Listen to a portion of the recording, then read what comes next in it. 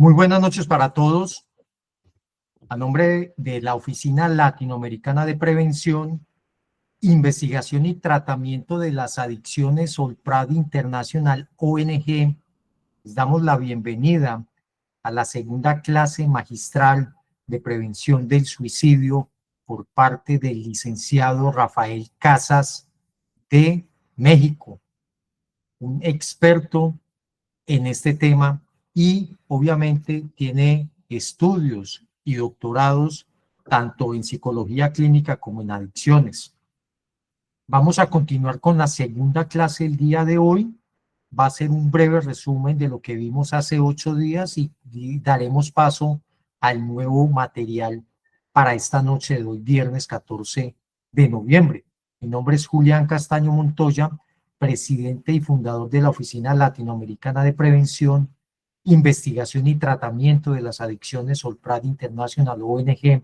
Es una organización legalmente constituida a nivel internacional y obviamente este oficio, este ejercicio nos permite certificarlos a ustedes. También aprovecho el momento para hacerles la invitación a las personas que deseen ser socios de la organización. Estamos en inscripciones. Este 31 de diciembre termina funciones nuestra actual junta directiva y abrimos la convocatoria para la nueva junta directiva que debe de ser elegida más o menos a mediados del mes de enero del 2026 y nos acompañará por espacio de 2 años hasta el 2028. Debemos de tener la junta directiva conformada para llegar a hacer la renovación de la licencia de la organización OLPRAD que está contemplada entre el mes de enero y el mes de febrero. Muchísimas gracias a ustedes por la asistencia esta noche. Doctor Casas, muy buenas noches. Doctor Julián, muy buenas noches para usted. Saludos desde la distancia a Colombia. Saludo a todas las compañeras, compañeros que integran este diplomado certificación en Consejería Nivel 3, Drogodependencia. Sean ustedes bienvenidas. Muchas gracias por la presentación, doctor Julián, aquí presentes. Muy bien, doctor. Entonces, iniciemos, doctor. Habíamos quedado en un tema muy interesante. Ya me acordé, era el tema de la bulimia, ¿era, doctor? Sí, la bulimia, pero previo comentaba yo la cuestión de los factores de riesgo. Factores de Sí, riesgo que dentro de ellos son los trastornos de la alimentación o nutricionales, y por eso me permití comentar ese break para incorporar dicha información. Aquí estamos. sí, señor. Entonces voy a ubicarme en la parte que quedamos mientras usted hace el breve resumen de lo que vimos la Claro semana que sí. pasada. ¿Me ven? ¿Me escuchan bien? Sí, señor. Muchas gracias.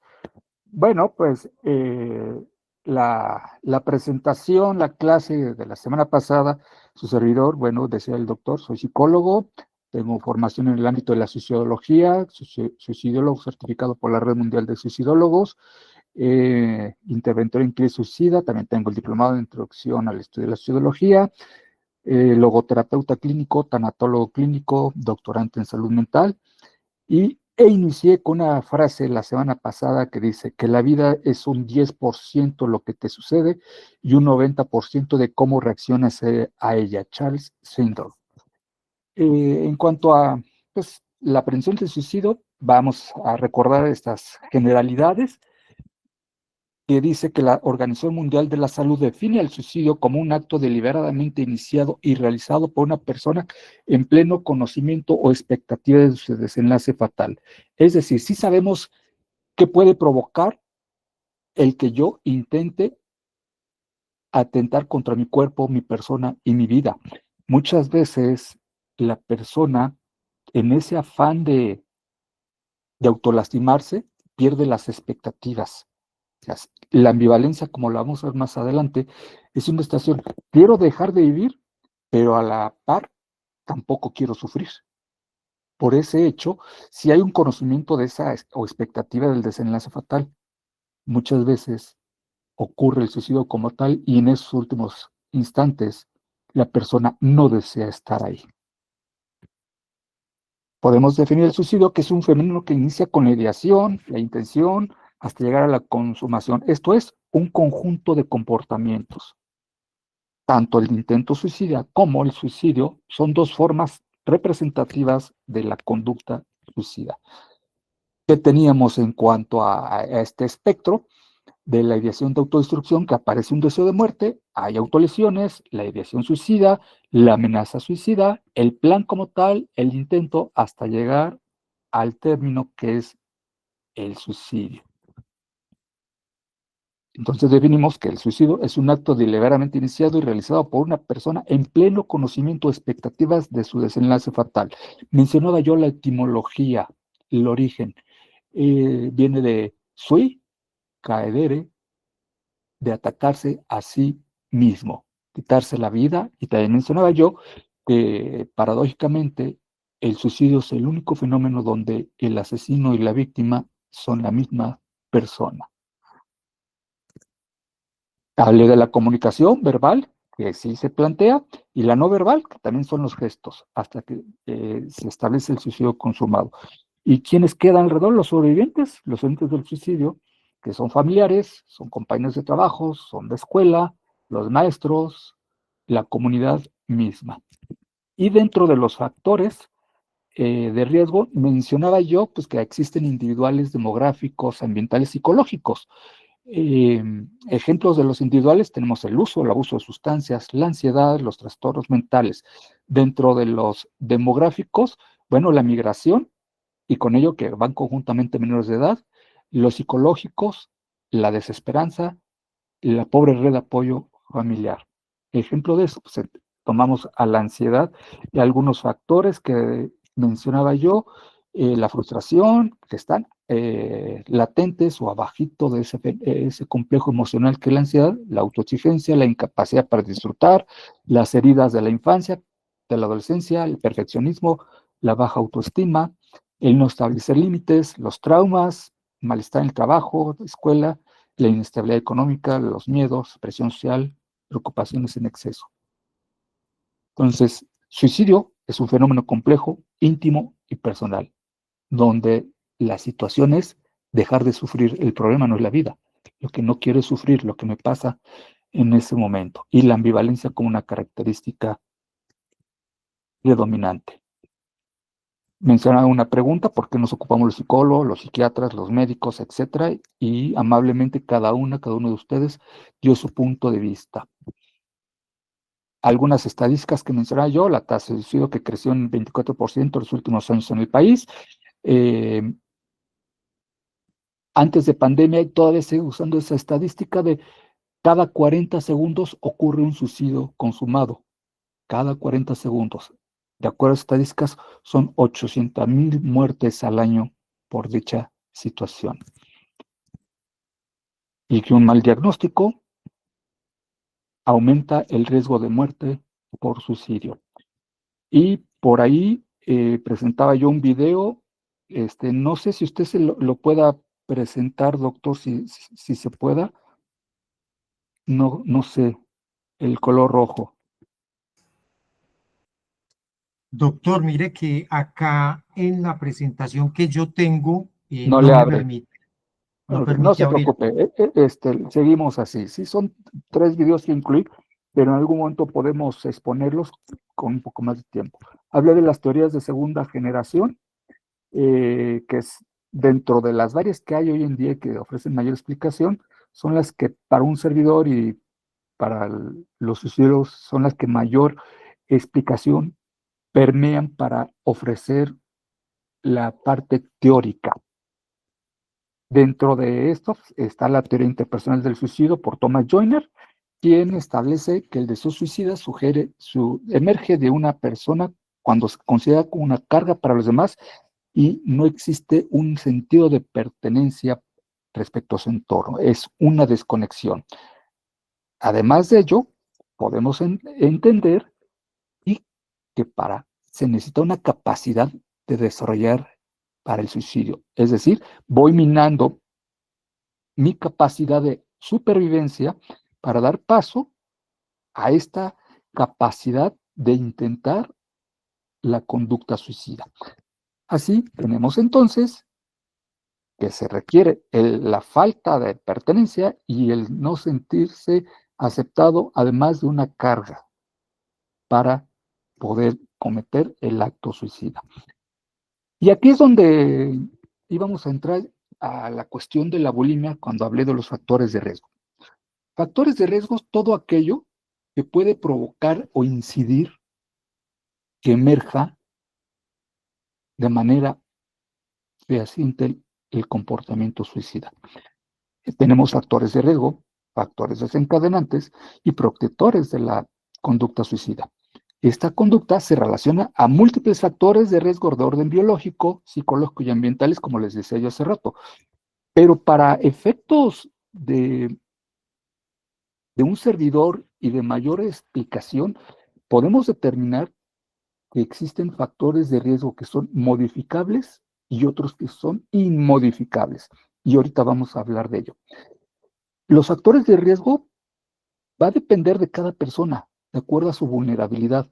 Lo que para un servidor existen unos factores de riesgo, para otra persona esos factores no pueden ser y viceversa. Lo que para esa persona pueden ser factores de riesgo, para mí no pueden ser factores de riesgo. De aquí se desprende que depende de la vulnerabilidad de cada persona y que algunos pueden precipitarlo y otros no. Pero también existen los factores de protección que pueden ayudar a contrarrestar el riesgo de suicidio en las personas. Se dice que dichos factores de protección a la larga pueden ser los factores de riesgo. Lo que yo tenía en mente como un factor de protección, como puede ser las figuras parentales, con el paso del tiempo, si existe violencia, abuso, esos factores de protección pueden convertirse en factores de riesgo. La conducta suicida es individual compleja, lo que les decía, lo que para mí puede ser riesgoso, para otros no. Y la presencia de estos factores de riesgo, acontecimientos vitales, estresantes, desencadenantes y crisis, aunado a la ausencia o poca presencia de factores de protección, puede facilitar la identificación de señales de alerta. Y es de suma importancia conocer y detectar estos factores para incrementar las intervenciones oportunas y adecuadas buscando evitar el intento suicidio o la muerte por suicidio. En el campo en que estamos aquí inmersos, el diplomado de certificación en drogodependencia, altísimo. Muy importante que tengamos en mente la identificación de estos factores. Entonces, ¿cuál sería el objetivo de esta identificación? Aprender, reiterando, identificar los factores de riesgo desencadenantes y la protección de la conducta suicida, así como las señales de alerta relacionadas al riesgo suicida. ¿Cuáles son los factores de riesgo inmodificables y por qué los dividimos así? Porque, sobre todo en las sesiones, en la evaluación, cuando está frente a nosotros una persona presencial o en línea, es muy importante establecer que dichos factores, ¿qué sí puedo hacer para trabajar con ellos y qué no puedo hacer? Por eso, los que son modificables, sí puedo trabajar sobre ellos. Y los que son inmodificables, ya están permanentes. Están dentro de la historia de vida de esta persona. Y por lo tanto, tengo que estar muy presente de ellos, sobre todo para incorporarlos en mi trabajo terapéutico. ¿Cuáles son los factores de riesgo inmodificables? La condición de género, la edad, los antecedentes de intentos, la separación de pareja o que esté en proceso, una insatisfacción escolar o laboral, el abuso sexual, acoso por parte de iguales, el bullying como le llamamos. También tenemos como factores de riesgo modificables la falta de apoyo sociofamiliar o conflicto en las relaciones familiares, antecedentes familiares de intentos de suicidio. Tal vez hayan escuchado hablar del libro El viejo y el mar. No sé si alguien lo haya leído. Sí. Gracias. Ernest Hemingway. ¿Qué me puede decir, compañera, al respecto? Bueno, ya no me acuerdo. Lo que Bueno, tenga en mente. sí lo leí en la secundaria, pero algo que me quedó muy, muy grabado es, o sea, de lo que yo puedo deducir de esa lectura, es que al final del día lo van a buscar a toda costa. Y pase lo que pase, va a suceder. Eso es lo que quedó para mí como mensaje. ¿Quién es la que? Perdón, no tengo identificado quién aquí Soy la contó. Marta. Ah, Marta, muchas Estoy gracias. como Mar L, pero soy Ah, Marta Elena. Sí. ok, gracias. Acá en México, ¿verdad? Así es, hace 8 días le preguntaba yo sobre su contacto. Ah, ok, Sí, también estoy acá en la Ciudad de México. Así es. perfecto. Muchas gracias, bienvenida.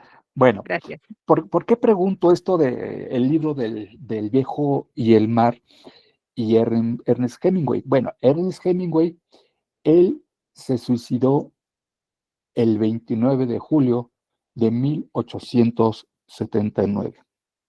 No puede ser, bueno, pues se suicidó, pues, lamentablemente. Pero aquí la parte es que su papá también se suicidó, su abuelo también se suicidó, un hermano de él se suicidó, otro sobrino se suicidó, y hubo otras 2 o 3 personas que intentaron suicidarse y no se consumó. Cuando existen estos factores de riesgo inmodificables, tenemos todavía situaciones que pueden ser, dentro de estos factores, todavía de mayor fuerza, énfasis y de impacto. Y ocurre lo que se denomina actualmente el efecto Weather. ¿Qué es el efecto Weather? Es cuando alguien cercano a mí, ya sea por vínculo familiar, vínculo cercano, o porque existe una cierta identificación, como los grupos de rock, como los grupos actuales de los coreanos, un artista que llega a suicidarse, la gente que está cercana a él o dentro del ámbito familiar, pues sí lo hizo él, yo también lo voy a intentar y voy a querer consumarlo. Eso se denomina efecto Weather. ¿Cuáles son los factores de riesgo modificables? Problemas de salud mental. Y esto, nada más de lo anterior, aquí sí podemos incidir como terapeutas. La depresión, la ansiedad, el cansancio vital, la ideación suicida crónica. Yo he tenido pacientes, sobre todo femeninos, que han tenido 8, 9 o hasta 10 intentos. A Dios gracias, no lo han consumado. Yo les digo, por alguna situación, no lo has consumado. En ti y en mí, hasta donde me lo permitas, está descubrir el para qué sigues en este mundo y que tienes la oportunidad de construir una historia diferente y ser la protagonista de dicha historia. También tenemos los trastornos de la conducta alimentaria, el abuso del alcohol, problemas de sueño. Tenemos los factores psicológicos y rasgos de personalidad, como la impulsividad, el pensamiento dicotómico, o es blanco o es negro. Y aquí nos lleva la rigidez cognitiva, la dificultad de resolución de problemas, el perfeccionismo, el neuroticismo. Otro factor de riesgo modificable sería la barrera para obtener acceso a la atención en salud. Yo esperaría que fuera un factor de riesgo modificable. También la negativa a tratamiento psiquiátrico. ¿Qué más tenemos? La existencia de planificación suicida, el método de fácil acceso. Les decía yo del chico que atendí, que pues, para él era fácil, una cuerda, el parque público en la noche y pues ya está presente.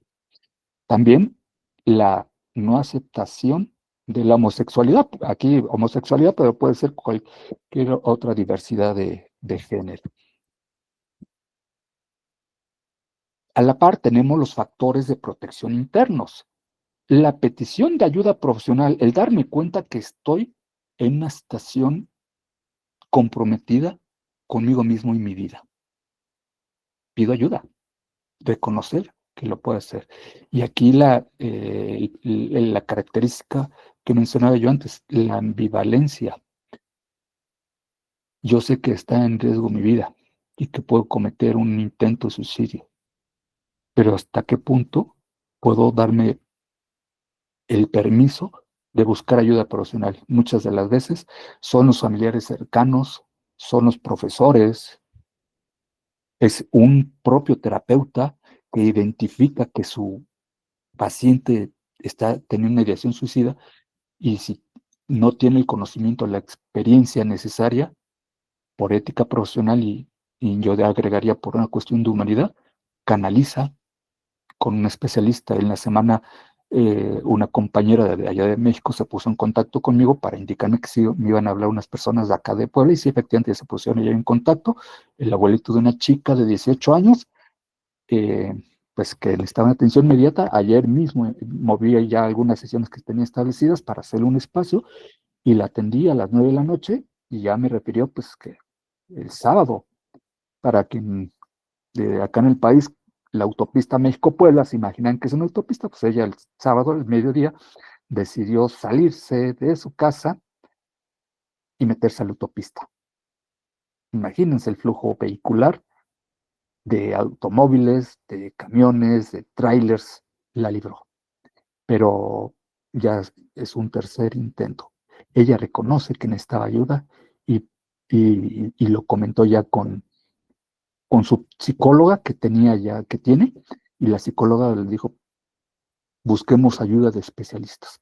Y lo refirió con el instituto y con una colega, y la colega ya lo mandó con un servidor.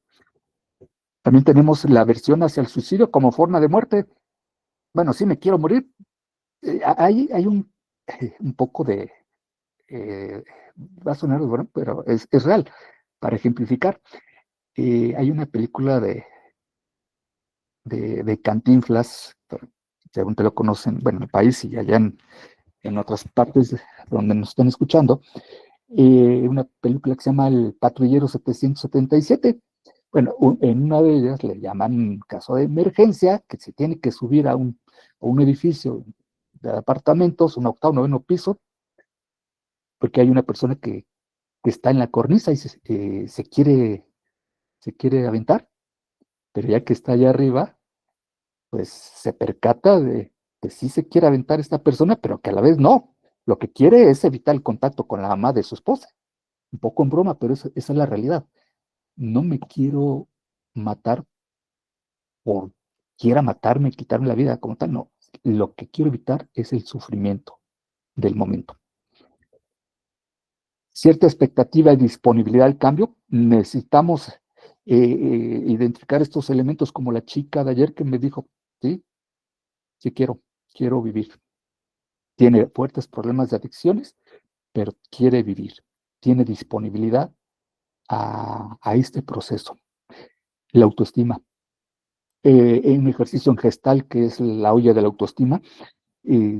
Imaginemos una olla como tal, una cacerola, sobre todo pues, las amas de casa, que esa olla cuando la compramos está reluciente, no pasa nada, pero se cae y ya tiene una fractura y no nos damos cuenta. Y le empezamos a poner agua, líquidos, y se empieza a filtrar. Así es nuestra autoestima. La tenemos aparentemente sin mayor problema, inmaculada, pero por ahí tuvo una caída y no nos percatamos hasta que empezamos a afrontar diversos retos en la vida.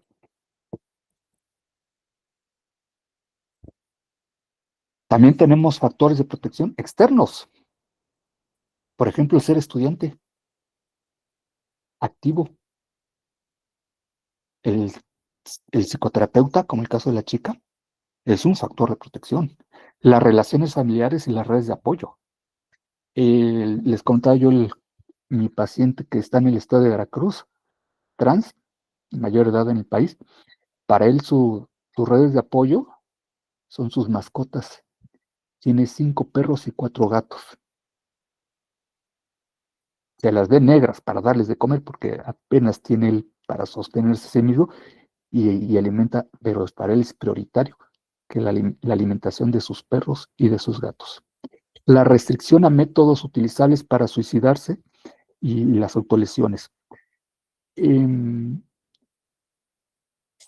una chica con la que empecé a trabajar hace unos años, que ya había tenido 4 intentos de suicidio, estaba internada en un hospital, allá en México.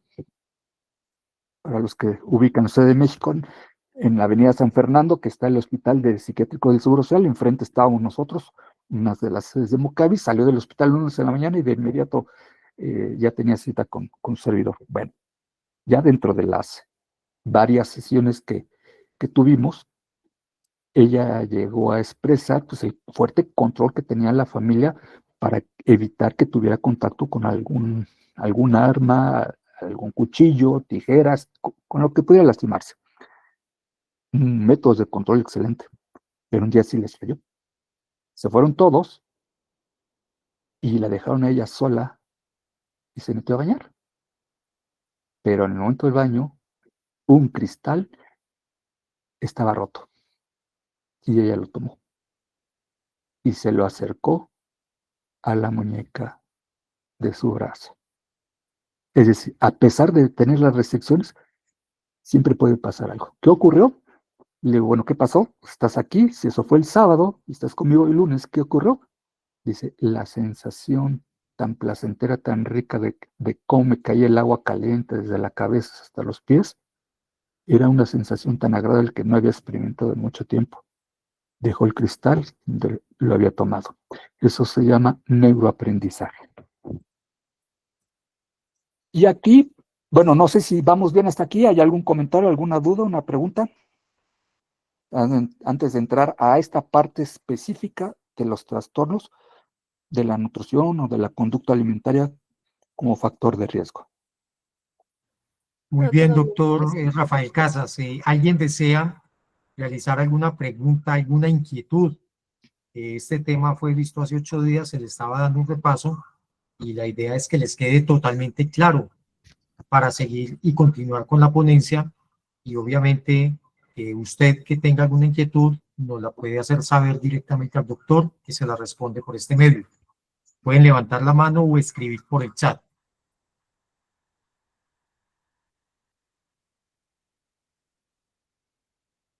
Marta, bien pueda, buenas noches. Gracias, doctor. Buenas noches. Bueno, es que yo me quedé con esta idea, al parecer, de que cuando ya tienes esta ideación en tu mente, al final del día, aunque estén intentando por todos los medios que tú no lo hagas, lo haces. Esta última narrativa de esta chica me dejó realmente impactada porque es como un nuevo nacimiento, como un nuevo volver a sentir y un despertar. Pero en general, cuando ya tienes la idea de que vas a morir, lo llevas a cabo y me imagino que en un alto porcentaje. ¿Es así, doctor Rafa? Marta, muy buena pregunta, gracias.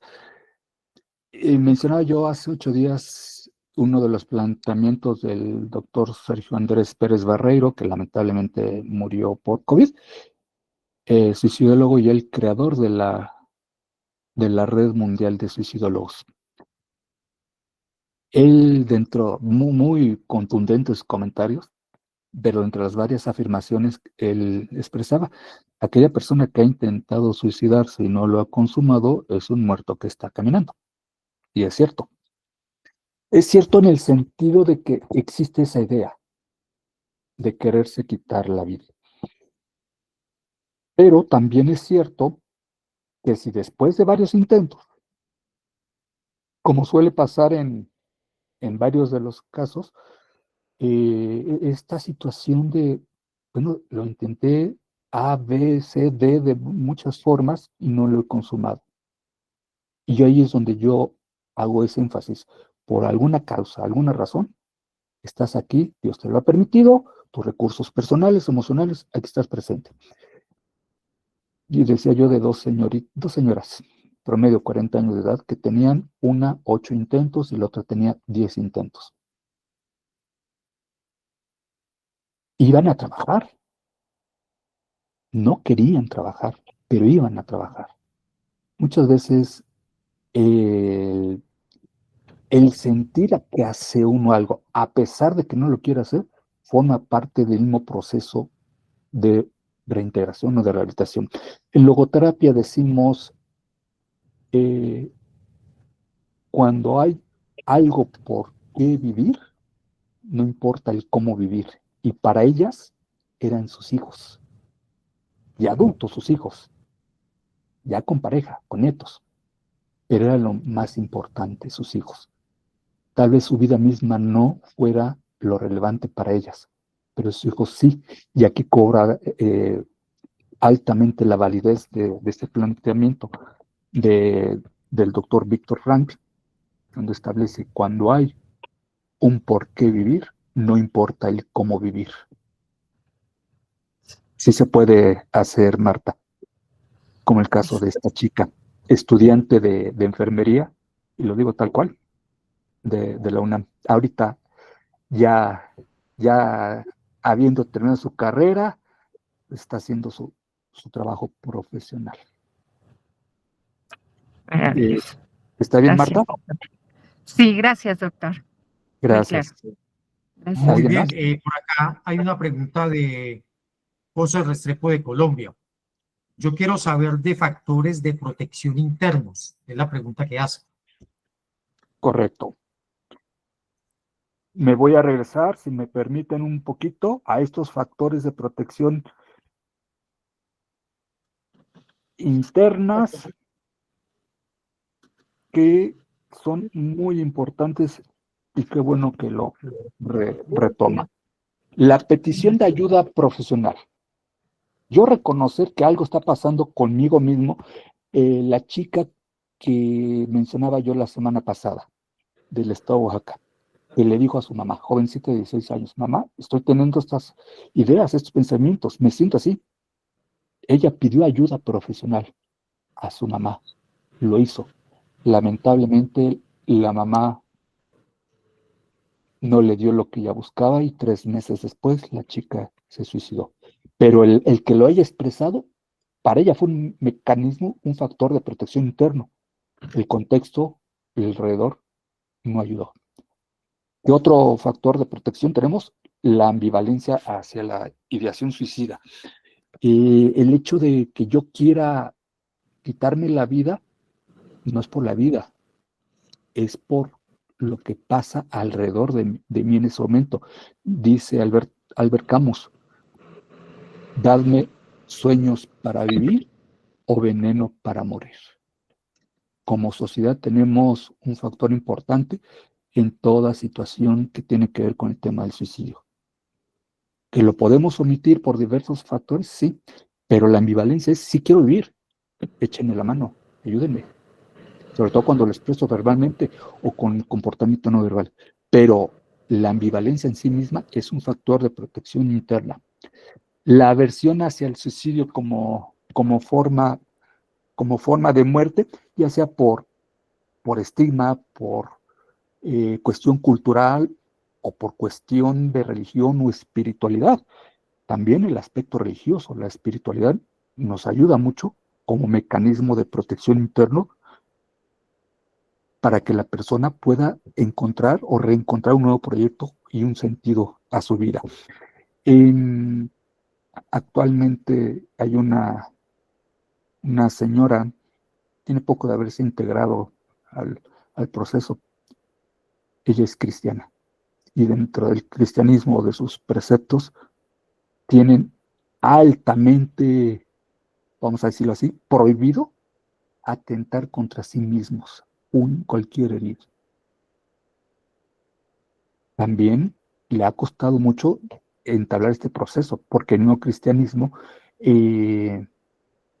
no les permite entrar a un proceso de naturaleza, pero ella lo está haciendo por sí, por su familia. Entonces, podemos decir que esta aversión hacia el suicidio nos ayuda al factor de protección interno, la religiosidad o la espiritualidad. La expectativa y la disponibilidad al cambio, este mismo ejemplo. Ella quiere cambiar por sí misma y por su familia. La autoestima, el autoconcepto que forma la autoestima, la autoimagen, la autopercepción, estos 3 pilares que se van modificando en cuanto yo empiezo a entrar en un proceso de psicoterapia como un mecanismo de protección interno. Es muy importante, y yo se los digo, tómense una foto como están ahorita, y tómense una foto en 3 meses para que vean cómo su esquema corporal, cómo sus rasgos faciales se van modificando. Y otros factores de protección, los externos, el tener una ocupación, sobre todo ser estudiante o ser trabajador, el tener un psicoterapeuta, la familia, las redes de apoyo y la restricción a los métodos que pueden incidir en que yo tenga un ataque a mí mismo. ¿Sí quedó por ahí, José? ¿Claro? Muy bien, doctor. Muchísimas gracias. Gracias. Entonces ya entramos en materia. Señor, Si no muchas hay más, gracias. bueno, entonces paso a lo que es trastornos de la nutrición, pero en concreto voy a hablar de lo que es la bulimia. La bulimia tiene como antecedente el 52% una historia de abuso sexual. Se trata por lo general de personas solitarias con frecuente depresión, así como abuso de alcohol y fármacos. Presentan una baja autoestima con la creencia de que solo al estar delgadas serán aceptados o aceptadas. Las creencias, las distorsiones cognitivas, todo aquello que desde la infancia a nivel familiar, comunidad o por influencia de medios de comunicación o ahora de todas las redes, el tener una figura delineada, un esquema que es un introyecto, que si me permiten la expresión, que nos hacen tragar desde temprana edad y con eso crecemos. Tengo que estar así. Y recurro a cualquier medio para tener esa apariencia. Manifiestan un miedo intenso a subir de peso. Las situaciones de estrés, temor, coraje conducen a episodios de alta voracidad, como en exceso, y luego aparece la culpa y que se busca eliminar a través del vómito o emplear laxantes, diuréticos en cantidades exageradas. También viven en ambientes familiares altamente conflictivos, con historia frecuente de alcoholismo, suicidio y depresión. Se ha sugerido también que la restricción voluntaria constituye una forma de llamar la atención, incomodar a la figura de autoridad e incluso cometer un lento suicidio. ¿Y por qué diríamos que es un lento suicidio? Porque no es un método que sea de una acción letal inmediata, sino que es progresivo, es lento y va deteriorando el organismo. Por lo general mantienen un peso más cercano al promedio, esperando para su estatura, edad y sexo. En lugar de someterse a una inanición voluntaria, o además de esta misma, tratan de regularse al evitar absorber los alimentos que han ingerido, para la cual emplean el vómito autoinducido o ingieren laxantes, a fin de establecer cierto sentido de control, que es una situación en la que toda ideación suicida, toda persona que tiene esta persona, quiere tener. Bueno, perdí el control de mi vida. ¿Qué es lo que sí queda bajo mis márgenes de control? El autolastimarme. Eso sí está para mí presente y deseo llevarlo a cabo. Son típicas personas que comienzan haciendo dietas muy restringidas en calorías, que las llevan a la alimentación compulsiva, al empleo de métodos para eliminar el excedente calórico. Luego de un tiempo que de estar sometido a dietas de alta restricción, su tasa metabólica baja. Esto dificulta la disminución de peso, que las obliga a recurrir a dietas más estrictas, que genera más hambre y más episodios compulsivos, formando así un círculo vicioso con la generación de tensión y ansiedad. Las complicaciones de la bulimia, por supuesto, afectan a diversas partes del organismo y sistemas. Las personas bulímicas presentan una necesidad incontrolable de comer, en especial alimentos dulces, y pueden llegar a ingerir en un atracón entre 3.000 y 6.000 kilocalorías. El vómito les ayuda a restablecer el equilibrio, representa la recuperación del control frente a las emociones con las cuales no pueden lidiar y muchas veces ni siquiera reconocer. Lo que les decía yo la semana pasada acerca del analfabetismo emocional. En 45% de los pacientes hay una mejoría notable después del tratamiento. Sin embargo, la mortalidad llega a ser hasta del 10% debido al sangrado gástrico, la broncoaspiración y el suicidio. Muchas veces el método empleado por sí mismo de inmediato no provoca la muerte, es un método letal, pero las consecuencias de dicha acción, por ejemplo, ingerir una cantidad importante de fármacos por sí mismo que no afecten, que sean letales para el suicidio como tal, pero sí lacera el aparato digestivo, las paredes intestinales.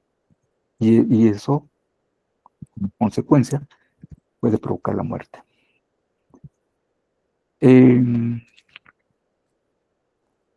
¿Cómo vamos hasta aquí?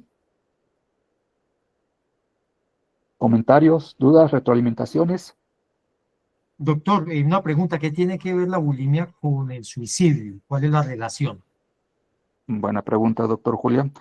La bulimia forma parte de los trastornos de la alimentación o de la nutrición.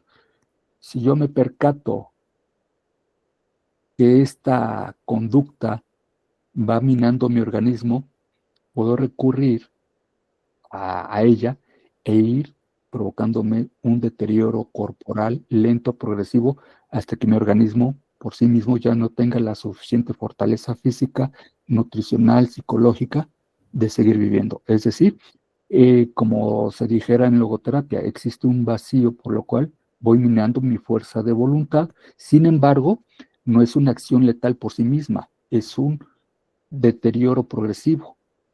Aparentemente es una situación que salió de mi control y es una situación que salió de mi control, pero no estoy atentando contra mí misma o mí mismo en un momento, sino es progresivo y socialmente, culturalmente, pues más aceptado este hecho que la acción letal por sí misma.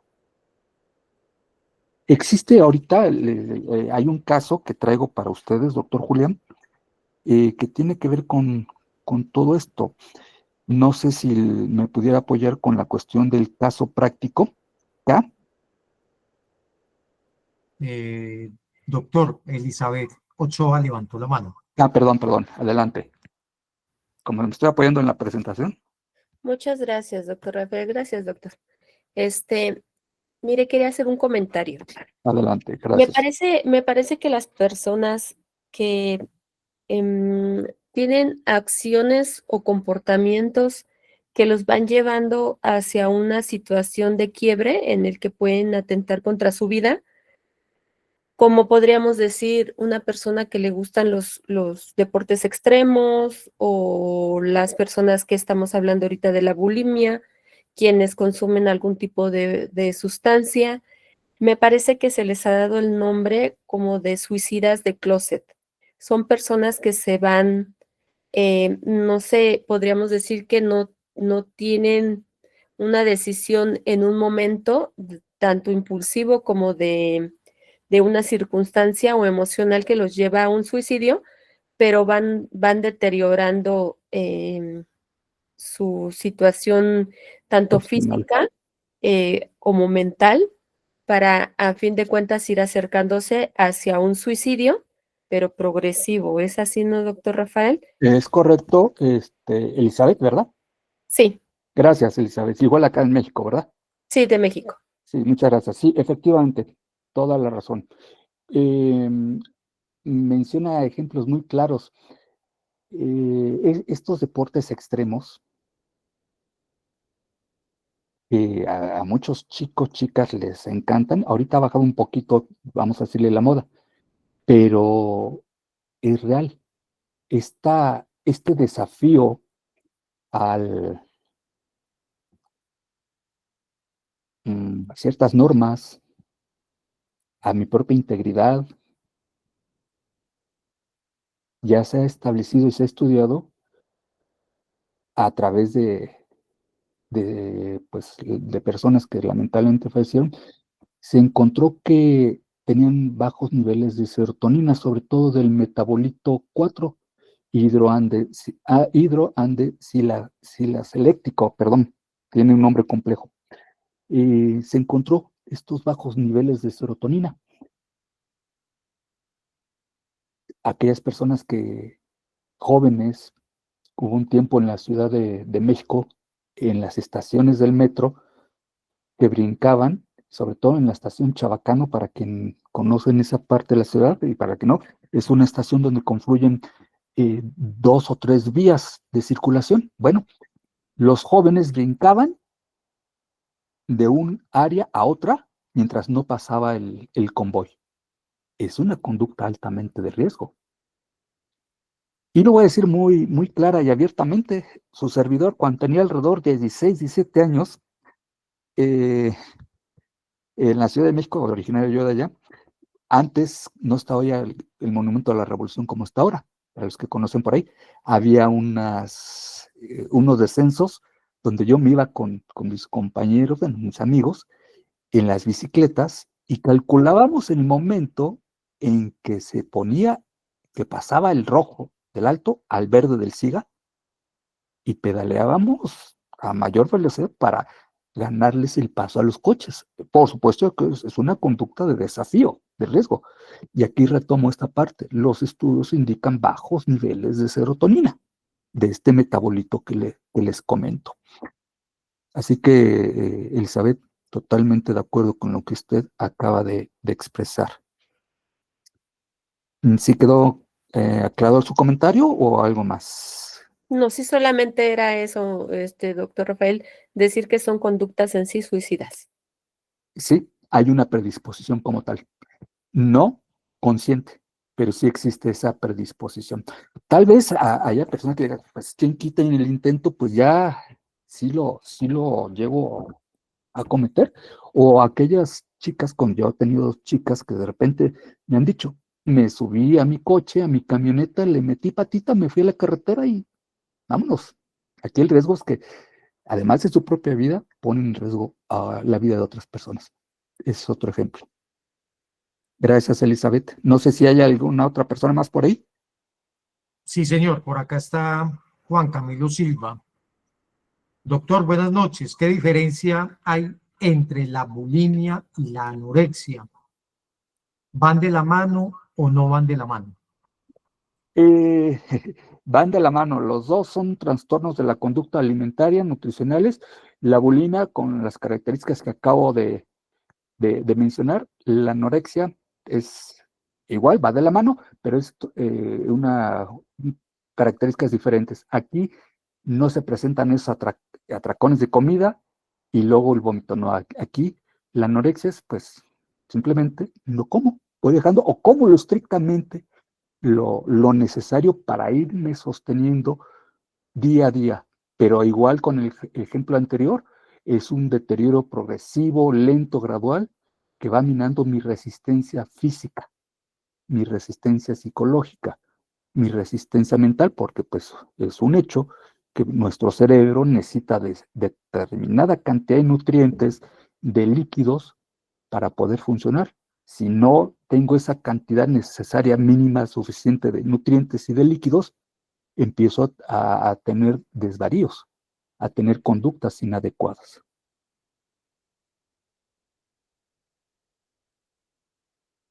¿Algún otro comentario? ¿Alguna otra inquietud? Muy bien, doctor, muchas gracias. Por el momento ya no hay más preguntas en el chat ni en el live. Gracias. Entonces, ¿podemos pasar al caso práctico? Doctor Julián, ¿me podría apoyar si nos situamos ahí?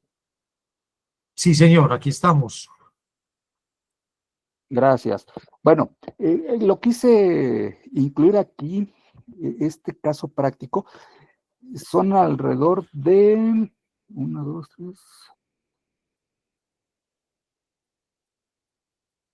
10, 12 presentaciones que hablan de este caso práctico. ¿Es real? ¿Qué quisiera que me apoyaran cada uno de ustedes? Para que todos los que estamos aquí presentes participemos con la lectura. Cada diapositiva que inicia a favor una persona de irla leyendo, y al final viene una actividad, que es lo que vamos a desarrollar en este momento. ¿Quién dice yo para iniciar? por favor. Pueden No levantar todos. la mano. Sí, no todos, porfa. Si gustan, empieza ahorita que Buenas puedo ver. Sí, sí, adelante. Sí. noches, doctor. Empiezo. Karina tiene 21 años, es estudiante, vive con sus padres y su hermano de 25 y se encuentra cursando el último año de la carrera de comunicación audiovisual. Relata haber mantenido una relación de 4 años con una chica, con la cual terminó hace 3 meses. Comenta que es una situación que le duele, pues se considera aferrada a ella y además su expareja ya sale con alguien más. Tú fácilmente reemplazable. Gracias. La siguiente, ¿quién me apoya, por favor?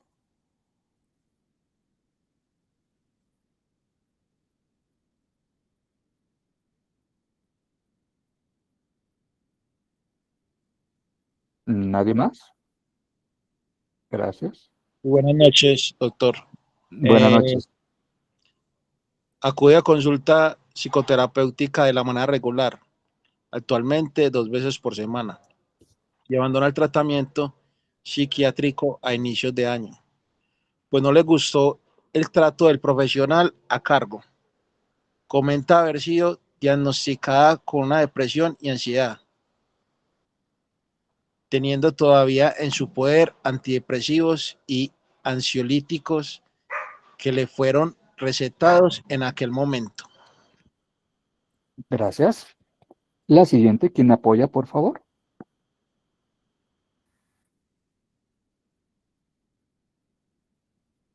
Acude a valoración especializada de Gracias. riesgo suicida, confesando que hace un par de meses tuvo un intento suicida, precipitado por el hecho de hablar en terapia sobre un abuso sexual que sufrió a los 5 años de edad por parte del padre de su compañerito de la escuela.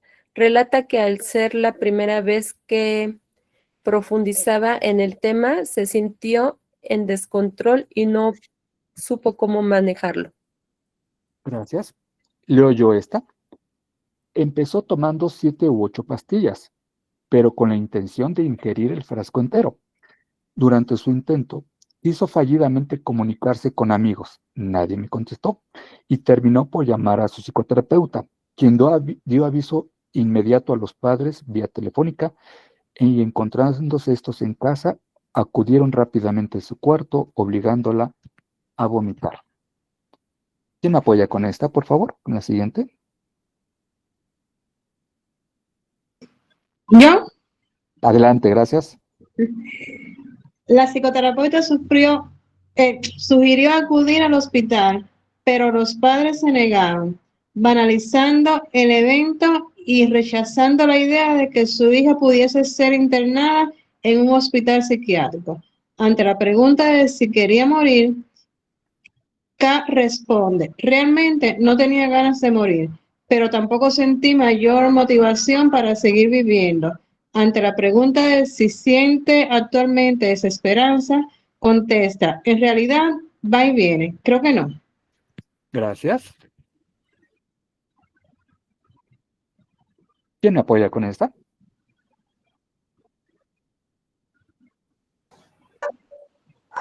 Adelante.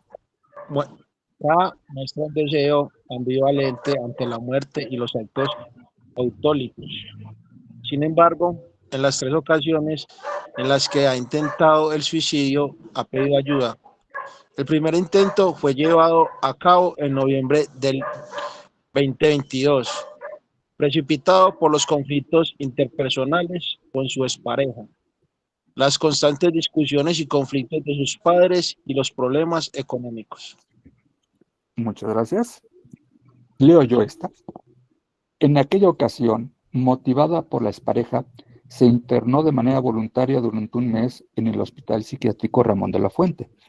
Ante la pregunta de si el internamiento fue benéfico para ella, contesta: en parte sí, porque impidió que siguiera haciéndome daño y pude convivir con gente que pasaba por situaciones similares a la mía.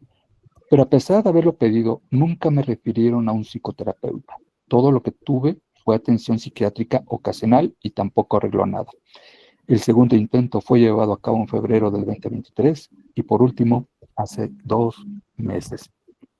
¿Quién me apoya con la siguiente, por favor? Gracias. Comenta que durante la primera sufría de sobrepeso y bullying, por lo que de los 15 a los 18 manifestó trastornos de la conducta alimentaria, tanto bulimia como anorexia. Durante ese mismo periodo consumió drogas tales como aire comprimido, tiner, marihuana, tachas y una sola vez cocaína. De igual manera, desde los 14 años ingiere alcohol, habiendo sufrido 5 congestiones alcohólicas, la última en octubre del 2022. Gracias. ¿Quién me apoya con la siguiente, por favor?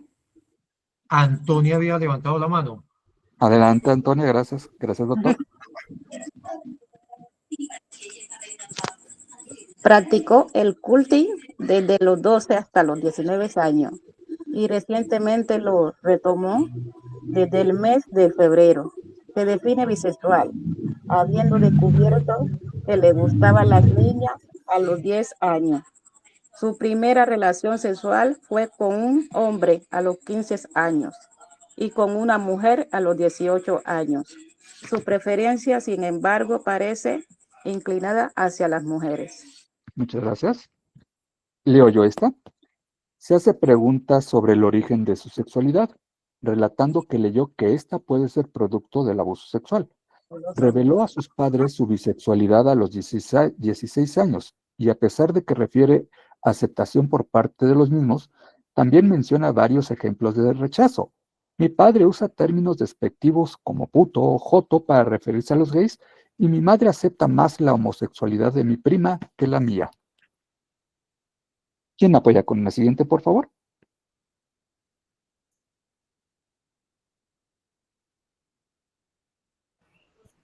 Fuma y bebe habitualmente. Juan, hágale, continúe. Ok. Fuma y bebe habitualmente.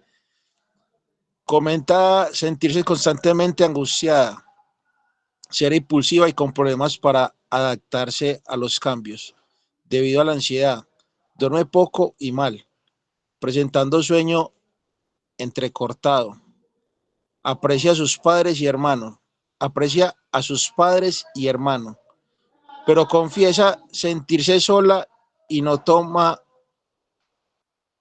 tomada en cuenta.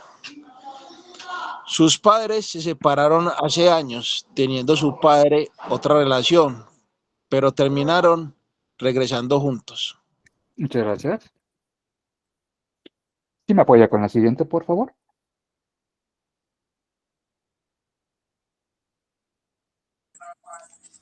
¿Existe una mala comunicación entre ellos, con signos evidentes de codependencia y violencia psicológica? Habla sobre la dependencia de su madre, quien es secretaria y se evade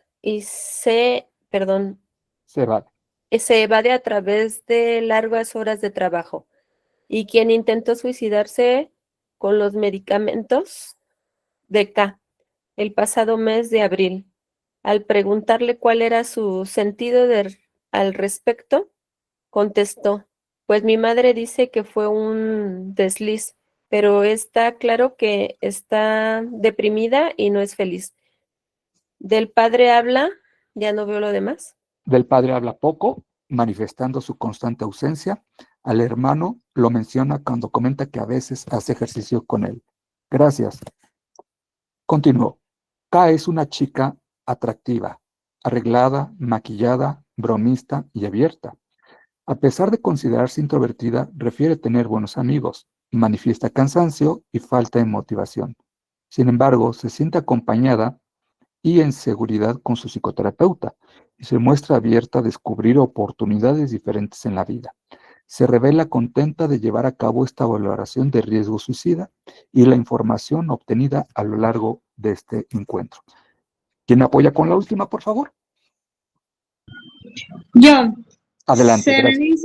se analizan en conjunto algunos factores de protección que puede tomar en cuenta en su vida, manifestando por su parte deseo de comprometerse con ella misma y asumir la responsabilidad de su propio cuidado. Accede a discutir con su psicoterapeuta la posibilidad de retomar el tratamiento psiquiátrico y a recibir apoyo alternativo. Muchas gracias. Bueno, ese es el caso. ¿Qué viene posterior a esto? Esta es la actividad. Bien ahí presentada con ustedes.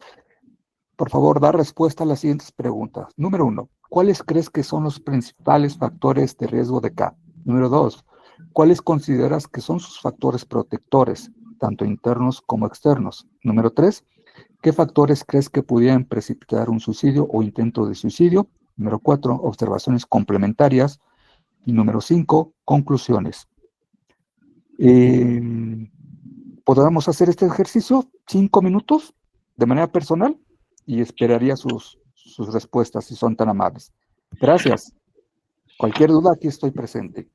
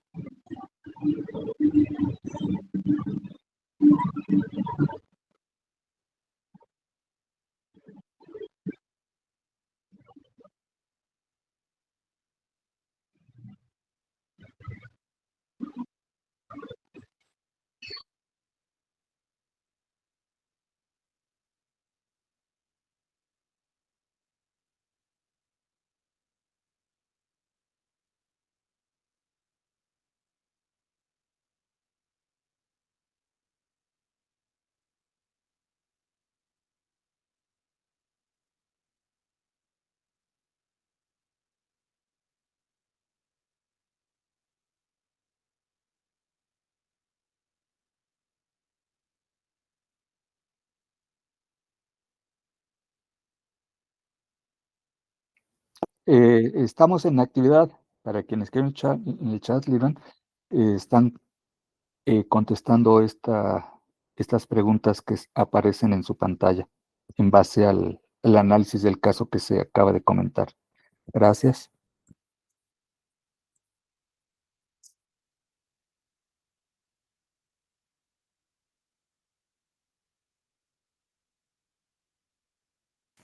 Sin problema. Al contrario, gracias.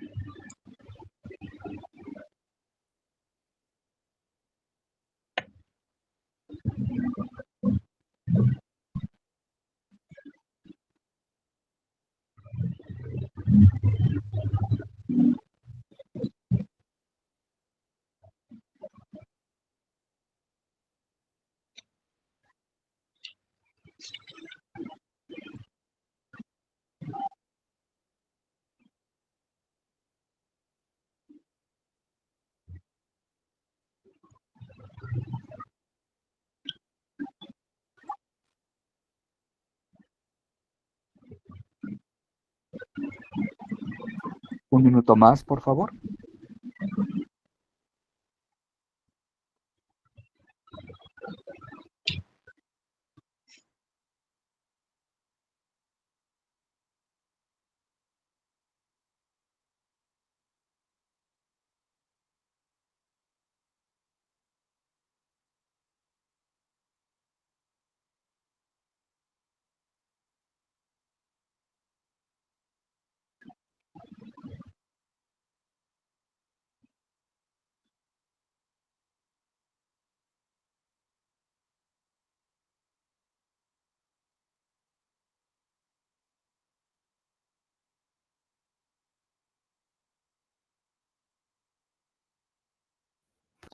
Listo, muchas gracias. ¿Quién me apoya con sus comentarios para iniciar respecto a la pregunta número 1? ¿Cuáles crees que son los principales factores de riesgo de K? Adelante, Elizabeth. Y después José. Gracias, doctor. Me parece que son el consumo de alcohol, su inestabilidad emocional y su identidad sexual. Ok. Alcohol, la identidad de género, la identidad sexual. ¿Y cuál otro me dijo? Su inestabilidad emocional. La inestabilidad emocional. Muchas gracias. José. Muy buenas noches, doctor. Buenas Yo noches. opino que es el abuso que tuvo cuando era pequeña, Ok. el empezar sus relaciones sexuales a temprana edad, el no tener como esa fijación sexual si hombres o mujeres, ya que hacía las dos, con los dos tipos de sexos. Entonces, sí, hay como esa falta de identidad en ese aspecto. También ese rechazo que le da a su familia en algún punto de tirarle las indirectas, en donde le hacían sentir mal o menos, y el pedazo en el que ella intentó buscar ayuda, pero nadie le contestó, solo el psiquiatra. Es correcto. Muchas gracias, José. Adelante, tenemos a Maribel. Sí, además de los factores que ellos mencionaron, la disfunción familiar de manera general o la falta de apoyo del grupo primario de apoyo, los antecedentes de la madre de haber hecho un intento también suicida, y los trastornos de la conducta alimentaria. Es correcto. Muchas gracias, Maribel. ¿Alguien más? Vi una manita levantada, nada más que no sé si creo que la bajó.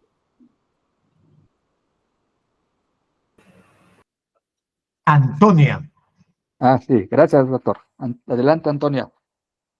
Yo creo, doctor, uno de los factores puede ser también la orientación sexual, el apoyo de sus padres que ella nunca tuvo. Cuando necesitaban que ella pedía ayuda, sus padres no tuvieron para ellas, y tener relaciones sexuales a temprana edad. Así es. Muchas gracias, Antonia. De allá de Colombia, ¿verdad? Sí, señor. Gracias. Igual que Maribel. Bueno, fíjense que lo que ustedes acaban de mencionar. Maribel es cubana. Ah, de Cuba. Sí, porque estoy en Chile. Muy bien, muchas gracias. Perdón. ¿Qué hora son en Chile? Ya son las 10 por allá, me parece, ¿no? Sí, 10:19. Ok, gracias. Gracias por el esfuerzo adicional. Bien, fíjense que las respuestas de cada uno de ustedes son totalmente certeras, complementarias y suman. Cada uno de lo que expresaron son factores de riesgo. Tanto la conducta alimentaria, el abuso de sustancias, la situación familiar, el abuso sexual a temprana edad, el consumo de sustancias, la iniciación temprana a una vida sexual activa, la condición de género. Me hace recordar a otro caso que yo he estado atendiendo. Ahorita se dio una pausa a esta chica. Actualmente tiene 36 años, cerquita de acá bueno, de la capital del país, para los conocedores de acá, en Chalco. Ella todos los días se traslada de Chalco para la Ciudad de México. Es un recorrido que le lleva 3 horas a su trabajo, ida y vuelta. Pero ella desde temprana edad, además de ello, sufrió bullying por el sobrepeso y por su color de piel, muy morenita ella. Se dio cuenta a los 11, 12 años que le gustaban las compañeritas de salón, las niñas, y conforme fue avanzando, pues en cuanto a la edad, se percató que, pues sí, le gustaban mucho las niñas, pero también le gustaban algunos chicos. Entonces también tenía esta situación de bisexualidad, con una mayor tendencia hacia las mujeres. Y frecuentemente a través del internet, de las redes, tenía sus contactos, sus novias, sus chicas, relaciones muy esporádicas, solamente precisamente con una chica de Colombia que tenía una relación más estable. Fue 2 veces allá a Colombia, pasaba vacaciones, y luego la chica de Colombia venía a México o se quedaban de ver en Cancún y pasaban tiempo. ¿Sí? Había una frecuente relación, intercambio entre ellas, y las familias se conocieron. Después, por cuestiones, pues como en toda relación, tuvieron problemas y ya no continuaron. Esta chica me decía que todos los días, antes de los 25 años, no quería despertar, y despertaba y decía: ¿por qué, Dios mío, me permites seguir viviendo? Actualmente ya tiene 36 años y se dio una pausa en su proceso. Gracias a todos ustedes por sus comentarios. La número 2, ¿cuáles consideras que son sus factores protectores, tanto internos y externos? Les escucho.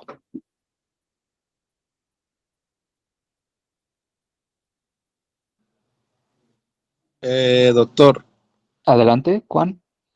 factores de protectores, pues ahí yo no veo solamente un externo, que podría ser como el psiquiatra, que fue el que le ayudó, ¿cierto? Si no estoy mal. Sí. La atención profesional especializada, el psiquiatra es uno de ellos. Que le ayudó cuando tuvo la sobredosis, eso, cuando se intentó suicidar una vez, porque el resto, ni los amigos, ni la madre, porque la madre sufre depresiones, no tiene un patrón de identidad. Entonces yo creo que el único factor protector ahí en ese momento es ese profesional. Es correcto. Sí, en ese preciso momento, el profesional, el médico psiquiatra, fue el puente, la base por la cual ella, en ese momento de crisis suicida, fue quien encontró apoyo. Bien detectado, Juan, gracias. Adelante, Elizabeth. Bueno, yo noto, doctor, que sus factores externos es el amor que tiene por su familia y por sus padres y su hermano. Y sus internos es el deseo de salir adelante, de mejorar en esta situación que ella lo manifestaba, querer salir de esta situación y estar mejor. Totalmente de acuerdo, sí. Esa motivación interna que les mencionaba yo la semana pasada dentro de la esfera afectivo, motivacional, es, de acuerdo al doctor Enrique Rojas, la motivación, ese motorcito interno para seguir adelante, o desde la perspectiva logoterapéutica, cuando hay un por qué vivir, no importa el cómo vivir. Y aquí lo señala usted muy claramente. La familia, el hermano, los padres y, por supuesto, ella misma. Gracias, Elizabeth. ¿Alguien más? Yo opino que el no haberse quedado callada y haber expresado lo que sentía y pensaba. Gracias, José. Efectivamente, el expresar, el decir, el comentar lo que pasa con ella misma. La experiencia clínica, el trabajo diario nos señalan que el primer contacto a nivel profesional es el médico de primer nivel. Muchas veces el profesional de estas instancias no toma en cuenta estas aseveraciones, estas afirmaciones y le da un tratamiento, sí, fármacos, pensando que se puede controlar. Pero si el medicamento, mencionaba yo también hace 8 días, cumple esa función de cierta estabilidad del ánimo, pero la idea persiste y con energía. Entonces, y ya puede haber un plan preconcebido y con la energía, claro que puede llevar a cabo el intento suicida. Muchas gracias, José. ¿Alguien más?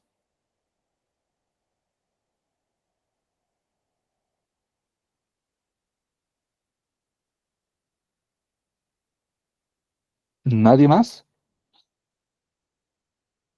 ¿El ejercicio lo podemos considerar como un factor protector cuando se reúne con su hermano? Sí, señor. Sí, así es, José. Adelante. También se me olvidaba decir que también el que buscó ayuda profesional. Así es, sí, muchas gracias. El tener estas fuentes de apoyo profesional, nos convertimos en la principal red de apoyo. Sí está la familia, están los amigos, cualquier persona interesada, pero nosotros los profesionales somos la principal red de apoyo. Les decía yo de este señor trans de acá en el país, de sus redes de apoyo son sus mascotas, sus gatos y gatos y perros, pero yo, el profesional, estoy en constante comunicación con él y con la mayoría o casi todos de mis pacientes.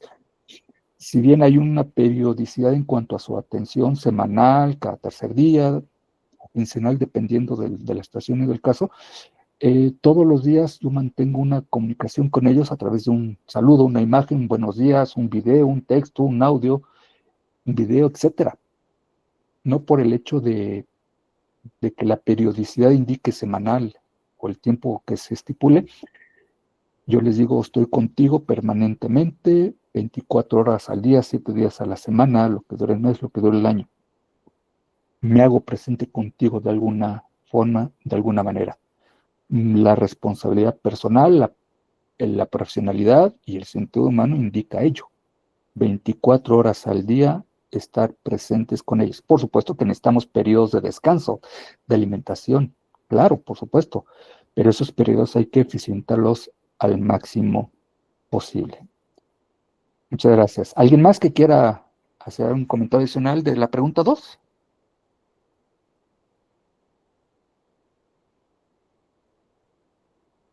Ok, gracias. Pasamos a la número 3. ¿Qué factores crees que pueden precipitar un suicidio o un intento de suicidio? Les escucho. Gracias. Adelante, Juan, y luego sigo con Elizabeth. Y después con José. La poca ayuda a la familia, la poca comprensión, el estar sola, el no tener como un patrón de identidad. Es correcto. Gracias. Adelante, Elizabeth. Bueno, yo noto el cutting, que es realmente una frustración y todo el enojo que tiene interior, que lo transmite de una forma muy violenta hacia ella misma, haciéndose cutting. Así es, Elizabeth, muchas gracias. Algunos estudios, algunos autores hablan de que el cutting no se puede considerar como un acto suicida o autolítico. No, sí, hay otros estudios que enfatizan y le dan la debida seriedad e importancia a esta conducta. por supuesto, es un manejo de las emociones que se expresa a través de cortarse. Hay una expresión emocional del dolor ahí, de la disfuncionalidad que vive la persona, personal y familiar. Algunas de las chicas con las que yo he atendido, bueno, le pregunto, bueno, yo tengo esta información, pero ¿tú qué me dices cuando estás cortándote? Dice, pues es dolor, pero es un dolor donde estoy expresando el enojo, la tristeza, la frustración y la rabia. Eso expresa el manejo inadecuado de las emociones a través del cutting. Gracias, Elizabeth. Perdón, José, doctor, a fin de diga. cuentas es una acción de autolesión ¿Es correcto? Sí. que puede dimensionarse más de una forma más violenta. A fin Así es. se pudiera creer que el cutting solamente es superficial, pero es un atentado contra sí mismo. Así es. Y yo agregaría dentro del cutting, que además del cutting, esta chica, siguiendo con esta línea que les menciono, además del cutting, ella tenía frecuentes perforaciones en los lóbulos de las orejas, en la nariz, en los labios, en el ombligo y en partes íntimas. Es decir, la presencia de un objeto que esté lastimando su cuerpo, su organismo. Gracias, Elizabeth. Escuchamos, José. Doctor, yo identifico que en muchos casos que de este tema del suicidio entra en juego el poco amor y el poco valor de la persona que tiene hacia sí misma. En casos propios que he podido vivir, he identificado que las personas tienen muy poco amor por sí mismos. Aparte de eso, también les genera mucho placer, mucha satisfacción, el dolor y el sufrimiento, o el masoquismo que se produce al generarse este tipo de autolesiones, que les genera un tipo de dopamina que les satisface, que les hace sentir como ese placer que los lleva a este tipo de situaciones. Otra cosa que identifico que es la crítica destructiva de algunas personas que los llevan a uno a tener esos tipos de pensamientos de que no encaja, de que no es como compatible con la sociedad en general o el ciclo o el círculo social o familiar en el que se rodea. Muchas veces lo lleva a ese tipo de depresión y situaciones en las que la persona se cuestiona y duda en muchas ocasiones por qué está vivo o por qué sigue vivo. Entonces, y eso lo lleva a uno, a las personas, a pensar demasiado en este tipo de cosas y le genera ese pensamiento, porque empieza por el pensamiento, luego se va convirtiendo en el deseo y por último lo van llevando a la acción, que es lo que generalmente es lo que acaba con la vida de muchas personas, en especial más que todos los jóvenes. En muchos casos no tienen ese amor, ese autocariño que le generan en muchos casos ese deseo de suicidio. Así es, muchas gracias, José. Muy bien expresado y clarificado con lo que usted acaba de expresar. Yo diría la teoría interpersonal de Tomás Joyner, que hablábamos hace ratito, el sentido de no pertenencia, el percibirse como una carga para los demás y que esto va minando mi percepción de mí mismo, de capacidad de respuesta ante la vida. Es decir, voy minando estas posibilidades de supervivencia para darle entrada a esta capacidad autoadquirida de la intencionalidad de una conducta suicida. Es tal cual como usted lo acaba de expresar, José. Muchas gracias. ¿Algo más que quieran agregar? Doctor, un Adelante. factor que pudo precipitar también esa acción ese intento de suicidio, un suicidio, fue que ella tenía el medicamento psiquiátrico en su poder. Así es. La regulación de un medicamento, por supuesto, es responsabilidad de la persona. Dicen los médicos, yo te doy el medicamento. Ya la responsabilidad en cuanto a tu ingesta, más allá de la prescripción indicada, es el hecho de, pues, te lo tomas o no te lo tomas, o en qué cantidad te lo tomas. El abandono, la poca adherencia al tratamiento, en sí mismo se pueden considerar también un factor que puede precipitar el suicidio o el intento de suicidio. Otra de las pacientes que yo he atendido acá en el país, de Tijuana, norte del país, estudiante de Derecho de allá, me decía, y también el factor de la condición de género, porque ella era como lo que se conoce hoy en día como un ser humano, sin entrar a que es hombre o mujer, ser humano. Me comentaba y le encontraron en su closet, en su guardarropa, no nada más las cantidades que indicaba el médico, tenía otra cantidad excesiva de medicamentos. ¿Por qué? Porque su mamá trabajaba en un hospital y frecuentemente llevaba a la casa medicamentos de otra naturaleza. Entonces ella sustraía y los guardaba en su guardarropa, en su closet o en su buró. Cuando se hizo la inspección, se encontraron cantidades enormes de medicamentos.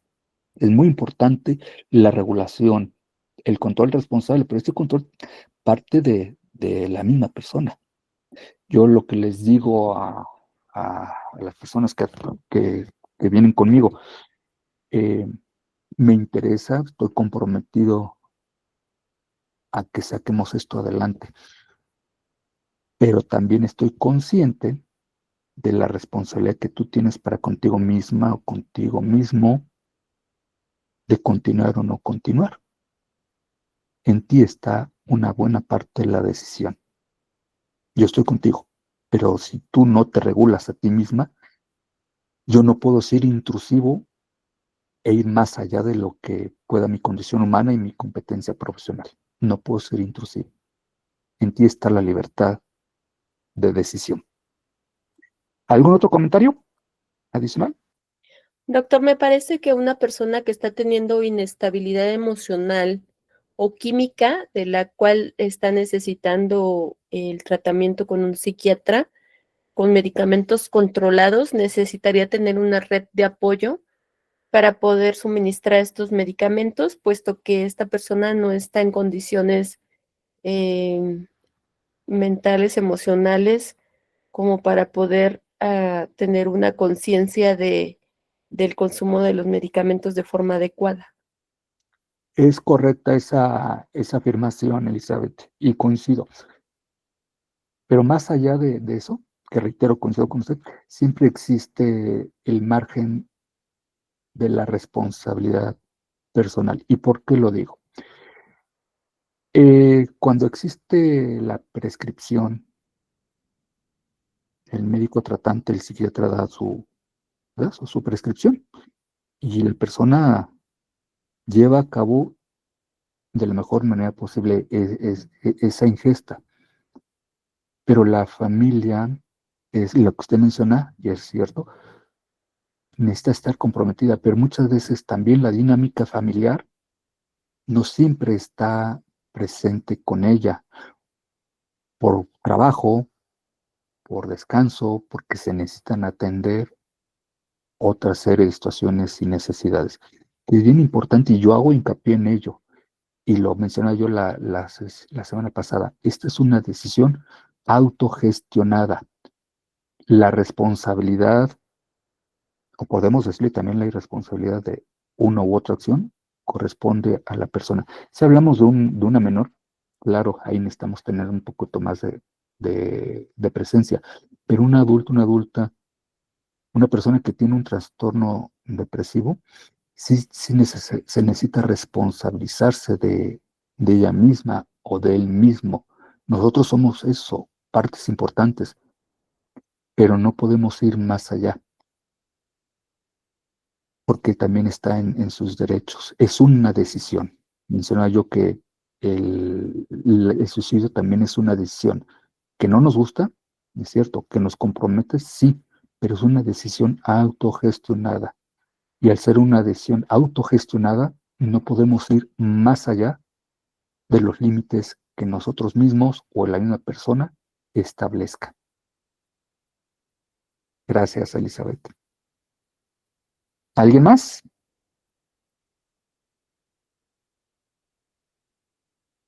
¿No? Pasamos al punto número 4, observaciones complementarias.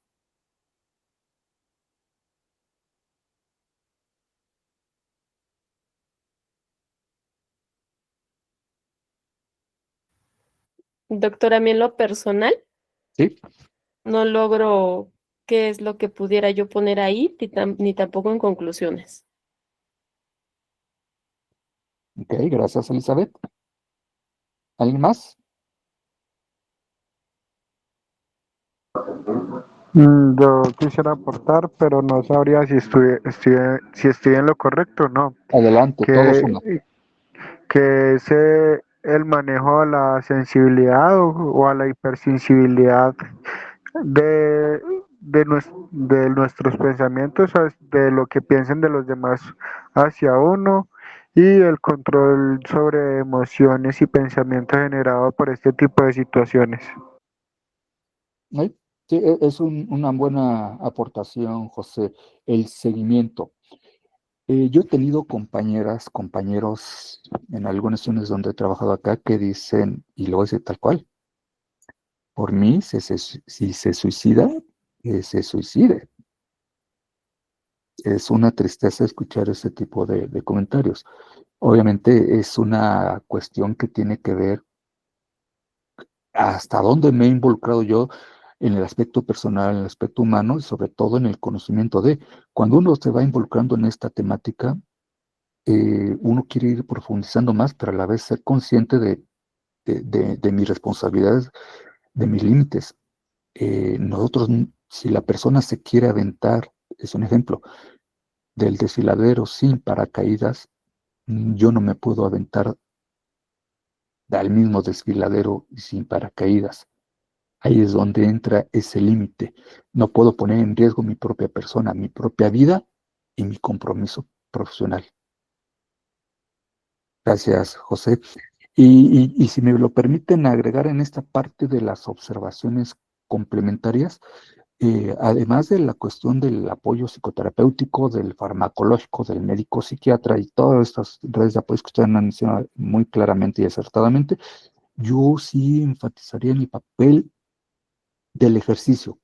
Esto que mencionaba, al mencionar algunos de ustedes, Elizabeth, el hecho de estos pensamientos, de estos circuitos, los neurotransmisores, el ejercicio nos potencializa uno muy importante, las endorfinas, que nos generan esa sensación de placer, de bienestar. Cuesta mucho trabajo, pero sí, una de las partes fundamentales es camina.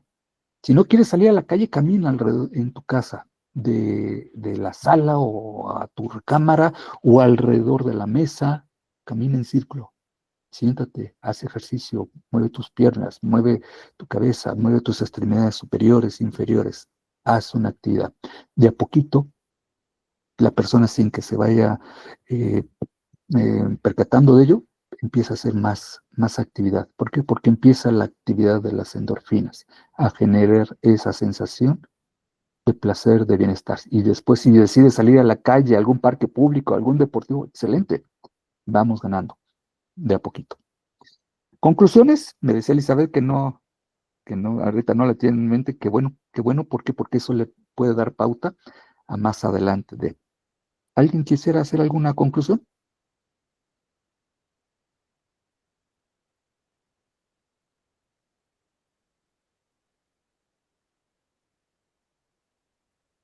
¿Nadie?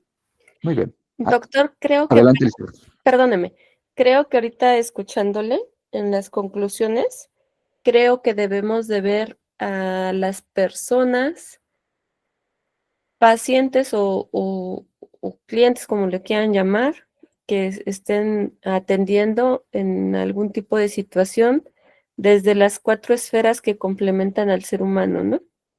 Me parece que los 4 pedestales de un ser humano deben de ser completamente atendidas, que es biopsicosocioespiritual, para poder hacer ahora sí que valga la redundancia, hacer de una forma completa, complementaria, el funcionamiento de la persona, haciéndole ver que no solamente somos un ser físico, sino que somos un ser emocional, espiritual, y es muy importante también atender nuestra parte social. Me parece que podríamos quizá ver una mejora de las personas con una situación, podríamos decirlo como en el caso de K, que ha venido con una historia familiar que la ha llevado a una ruptura personal. Ahora como niña y ahora como adulta no sabe cómo gestionarlo para poder hacerle ver que está en una edad en la que su vida es completamente ya su responsabilidad y que tiene muchísimo ella que mejorar y aportar a su bienestar propio. No dejando de lado a su entorno, pero sí poniéndose como prioridad y teniendo ella todas las capacidades y la fortaleza para poderse recuperar. Muy bien expresado, Elizabeth, muchas gracias. Ahorita hago mi comentario y mi retroalimentación. No sé si existe alguna otra participación en torno a esto.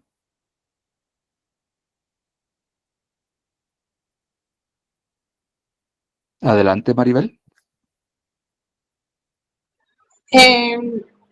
Yo pienso que esta chica, a pesar de todas las situaciones que ha tenido familiares, tiene recursos y potencialidades para salir, porque el hecho de que sea una adolescente y que haya llamado a su terapeuta y haya pedido ayuda, eso habla algo a favor de que ella puede, lo que está buscando más que morir es buscando salir de la situación familiar esta donde se ha criado y donde no encuentra ayuda o apoyo.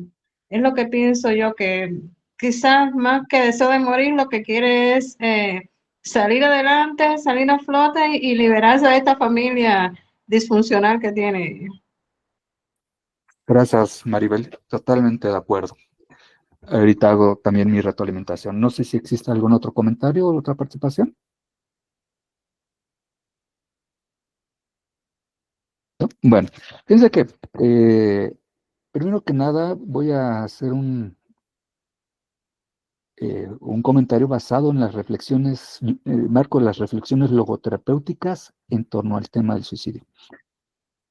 En el papel de la logoterapia decimos que cuando llega alguien ante nosotros con este nivel de sufrimiento, de desesperanza, de tormento y de dolor, es poner una alfombra de pétalos de rosa ante las espinas de dolor que le vienen sangrando.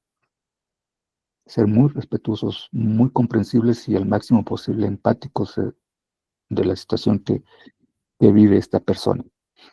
El papel de la resiliencia, como ustedes señalan, es bien importante. Y tomar ese deseo de querer vivir. Si ha tolerado, ha soportado y ha aguantado, pues es un ser humano altamente resiliente. Como dijeron otros de mis pacientes, Rafael, la resiliencia es aguantar los trancazos de la vida y seguir para adelante. No quiere decir que esto sea fácil, por supuesto que no, está altamente comprometida la situación. Pero si tomamos en cuenta como plantea la filosofía del bambú, el hecho de que muchas veces cada proceso es individual, como lo señalábamos hace rato. Cada persona es individual y lo vive de forma diferente. Pero el bambú tarda un tiempo de florecer. Pero cuando florece, tiene un alto nivel de resistencia y adaptabilidad a las circunstancias que priva en su medio ambiente. Fluir para no sufrir. Cada persona tiene un proceso es muy personal, muy propio, muy íntimo, pero cuando logra estabilizar, deja que estos recursos a los que ustedes mencionaban hace rato, las grandes estructuras, grandes rascacielos que existen en el Medio Oriente, están hechos a base de bambú por su capacidad de sostenerse ante cualquier eventualidad, terremoto, sismo. ¿Por qué? Porque resiste, pero es adaptable, es flexible. Muchas gracias. Pues,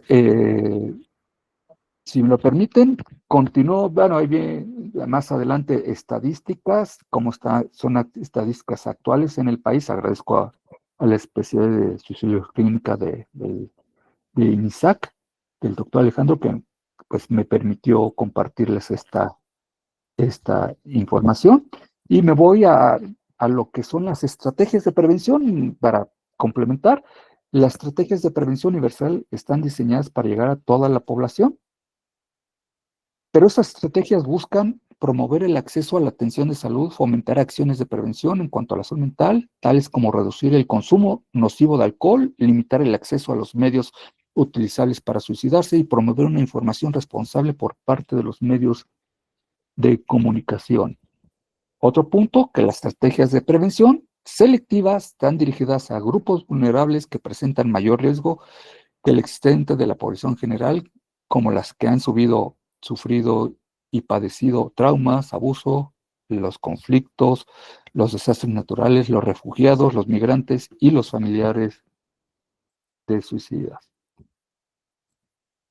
Y estas acciones se realizan, por ejemplo, existe una acción que se llama Guardianes, que están capacitados para dar apoyo a través de servicios de ayuda, como los prestados por líneas telefónicas. Y finalmente también las estrategias de prevención indicadas que se dirigen a personas con vulnerabilidades específicas, tales como los que han sido dados de alta de los tratamientos psiquiátricos, o los que han intentado suicidarse, o los que les dan una noticia de una enfermedad terminal. Las acciones de intervención son diversas. Hay que hacer seguimiento, como lo señalaban hace rato, por medio de agentes de salud especializados y realizar una mayor identificación, manejo de trastornos mentales o por uso o abuso de sustancias. Instrumentos, muy importante, las guías y protocolos que se diseñan específicamente para las estrategias de prevención. Esas guías son elaboradas para hacer un intenso proceso de revisión sistemática de la evidencia científica que involucra a grupos de expertos internacionales que colaboran con el Departamento de Salud Mental y Abuso de Sustancias de la OMS.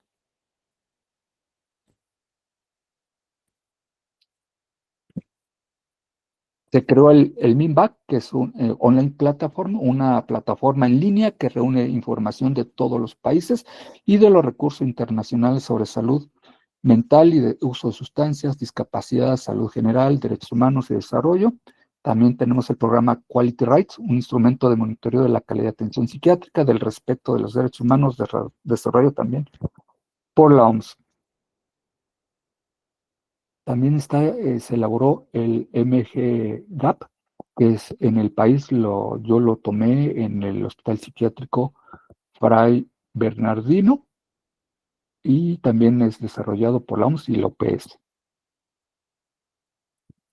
Y si me lo permiten, ya nada más para no dejarlo de lado, los aspectos éticos, las situaciones de alto riesgo, el cuidado del paciente con una enfermedad mental hace necesario el uso ético del poder que tiene el especialista, el médico, el psiquiatra, el psicólogo, con el objetivo de buscar el bien y evitar o minimizar el daño que puede producirse el paciente. Las situaciones de alto riesgo incluyen comportamientos peligrosos, amenazas de suicidio u homicidio y el riesgo de que el paciente sufra daño si no se le atiende debido a sus condiciones clínicas. En el caso del paciente con depresión y por ende con riesgo de suicida, hay varias acciones o deberes que deben llevarse a cabo y cumplirse. Número 1, prevenir el suicidio. Número 2, intervenir terapéuticamente. En el número 1 tenemos prevenir el comportamiento suicida, predecir si el paciente puede intentar suicidarse, constituye un reto y por razones obvias no deben hospitalizarse todos los pacientes por un posible, no probable intento suicida. Es decir, hay que hacerles caso. Por ello, el médico debe considerar factores que pueden ser complejos para evaluar el riesgo de suicidio y establecer medidas de protección para el paciente. Y en el número 2, en cuanto a la intervención terapéutica, el deber del médico, el profesional, el psicólogo, sociólogo, es llevar a cabo la labor para la cual fue instruido, una intervención terapéutica cuando el paciente así lo merite. La guía ética es la beneficencia, pero también la ley parens patriae, la responsabilidad del Estado de evitar que el individuo dañe su propia persona. Todos tenemos un nivel de responsabilidad en el marco de la responsabilidad social. En el México existen normas legales que contemplan la circunstancia de cuando el paciente se niega a recibir ayuda, artículo 74 bis 75 de la Ley General de Salud, y yo también incluiría el 362 del Código Nacional de Procedimientos Penales que hable de la confidencialidad, hasta donde nosotros profesionales podemos violar el secreto profesional. Dos aspectos donde sí lo necesitamos violar o abrirlo. En casos de intento suicida, de ideación suicida, y el otro, el abuso sexual, estamos más que obligados a reportarlos. Y cierro con una serie de preguntas que alguien quiere aperturarlas, contestarlas a voz abierta o quiere reflexionarlas para sí. ¿Qué información ya conocías y cuál fue nueva para ti? ¿Qué de lo aprendido puedes aplicar en tu práctica profesional inmediata? ¿Y qué desafíos identificas para prevenir el suicidio en tu contexto laboral o comunitario? Si alguien quiere hacer uso de la palabra y contestar a estas preguntas, adelante.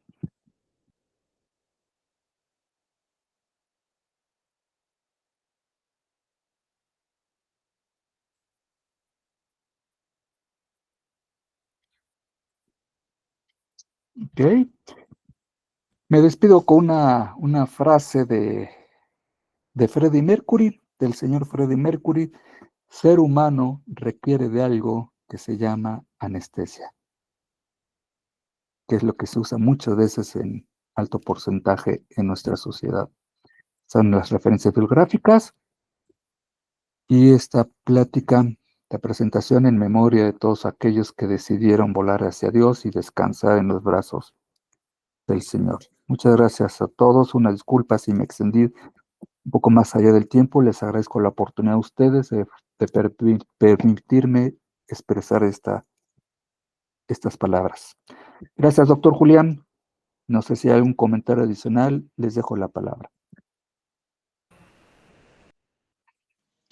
Doctor, muchísimas gracias. Gracias. Dios te bendiga. Que tengas una feliz noche. Muchas gracias. Dios los bendiga a todos. Gracias, Elizabeth. Gracias, Camilo. Bueno, a nombre de la Oficina Latinoamericana de Prevención, Investigación y Tratamiento de las Adicciones, OLPRAD International ONG, les agradecemos a ustedes la presencia esta noche en la clase magistral del doctor y licenciado Rafael Casas de México, experto en este tema. Algunos cursantes del diplomado me escribieron al interno y se excusaron porque en este momento unos se encuentran en clases universitarias y otros están laborando en sus diferentes instituciones. Pero ya mañana esperamos tener el grupo completo para la clase magistral del doctor Alejandro Silva. Se va a manejar el craving, que es supremamente importante como profesional de la salud, saber manejar este tipo de situaciones para una persona que tiene problemas de adicciones y que está en modalidad internación, en modalidad virtual o en modalidad personalizada. Doctor Casas, muchísimas gracias. Ha sido una jornada muy profesional y enriquecedora, teniendo en cuenta la clase de hoy, teniendo en cuenta la clase de hace 8 días, y que ahora voy a proceder obviamente a hacer la publicación oficial en la OLPRAD, y mañana en las horas de la tarde se va a enviar este material a YouTube para que ustedes lo tengan. No se puede enviar directamente al WhatsApp de cada uno porque no permite hacer descargas de más de 8 minutos y generalmente estas clases pueden durar hasta 2 horas. Entonces ustedes comprenderán que ya toca es por YouTube. Un abrazo muy especial. Nos encontramos mañana a las 8 de la noche hora de Colombia, 7 de la noche hora de México, 10 de la noche hora de Chile. Un saludo muy especial a todos los que se conectaron de diferentes países y les deseamos una feliz noche. Muchísimas gracias y mañana muy puntualmente nos veremos. Les envío el link en las horas de la mañana. Muchas gracias, doctor. Nada más comentar, si me lo permiten, ya Sí, señor. la presentación con la información complementaria ya está en poder del doctor Julián. Cuanto él considere pertinente, nos haga el favor de compartirles ya con la información complementaria. Muchas gracias. Excelente noche para cada Sí. uno y cada uno de ustedes. Gracias, chao, que estén bien, chao.